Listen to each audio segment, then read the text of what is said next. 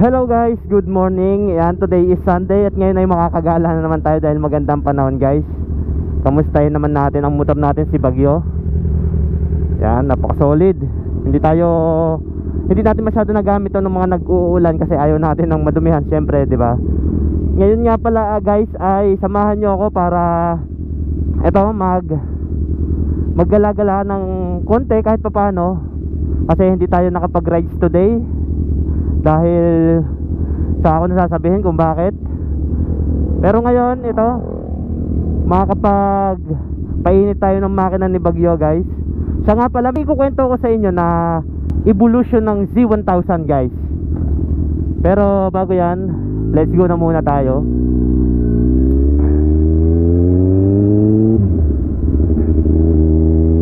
Nga pala guys, gusto ko lang din pag-usapan syempre sa mga may hilig sa naked bike, lalo na ang Z1000 o Z variant, diba? Ayan ang mga Z400, Z500, 650, Z900 and ang Z1000 guys. Alam nyo ba na excited ako dahil after 11 years na pamamayagbag ng Z1000 is, alam nyo na, nabago na yung itsura niya, konti lang, pero doon sa specs guys, napakadaming binago, napakadaming bagong inilagay ang Kawasaki sa Z1100 or Z1100 guys, kung ano man ang magiging tawag dito. Inirelease na ng Kawasaki guys, excited na ako, napakaganda guys. Alam nyo ba yung pinakagustong gusto ng lahat, na magkaroon siya ng TFT display at ngayon tinupad na ng Kawasaki. Ang C1100 ay meron ng TFT display guys, papakita ko dyan. Ayan, tapos pinakamalupit nito, meron na siyang auto blip guys. Ayan, napakarami na ng picture. At saka siyempre pag C1000, ang expect natin dyan, dalawang tambutso pag stock, diba? Yan. Ngayon guys, ang C1100 26 model ay isa na lang ang tambutso.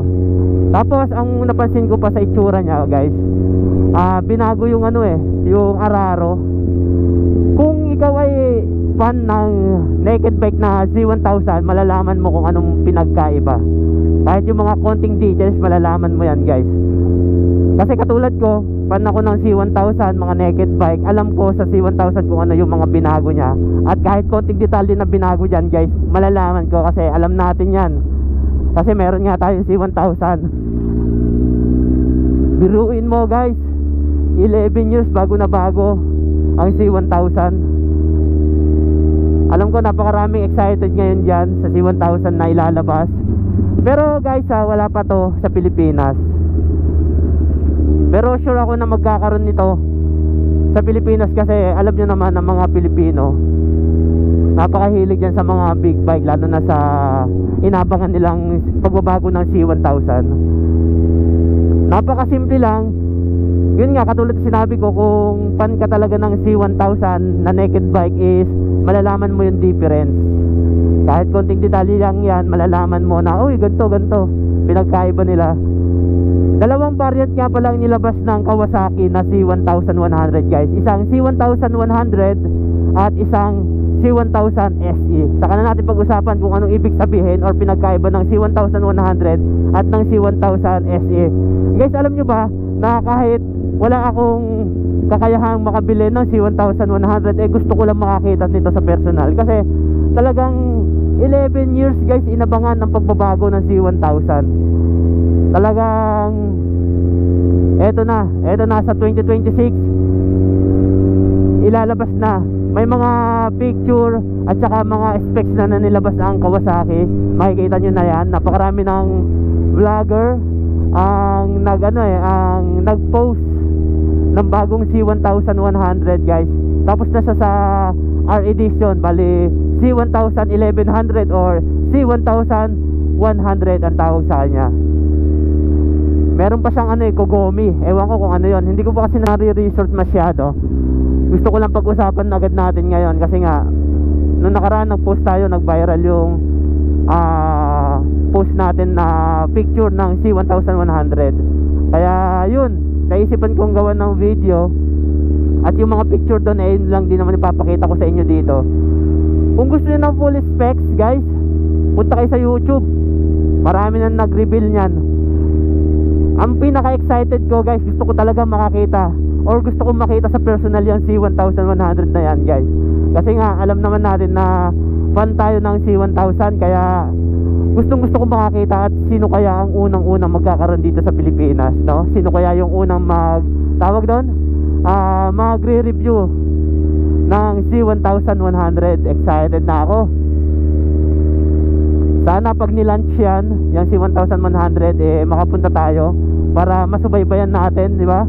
Gustong gusto ko talaga makita sa personal yan, yung pagbabago. Pinaka gusto ng lahat na mailagay dyan is yung TFT display at saka yung quick shift. At ngayon tinupad na nga, di ba? Dito na tayo guys, punta tayo sa tambayan.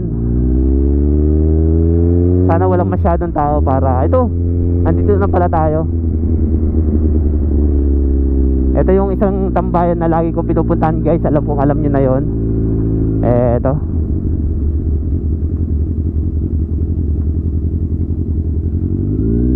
Okay.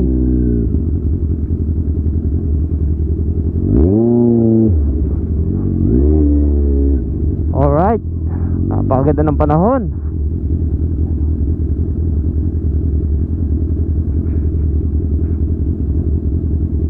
Okay guys.